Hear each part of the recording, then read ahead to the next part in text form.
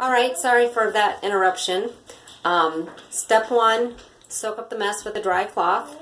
And once it's all absorbed, I've rinsed out the washcloth in the sink and let it expel all of that fun stuff. And now I'm left with just a damp pink cloth.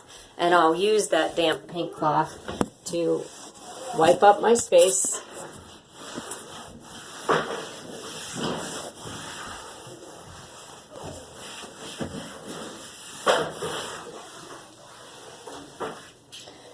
And while I'm here, I'll demonstrate how I use this cloth to clean my toilets. So I'm just going to flip it inside out. And this is what I use to wipe down my toilets. And I really am pleased how clean they feel. When I use the Clorox wipes, I'll come back 20 minutes later to use the bathroom and realize that the seat is still sticky. And no one likes a wet bottom when they're sitting down. And so I use this to wipe off my seat, and I wipe off the rim.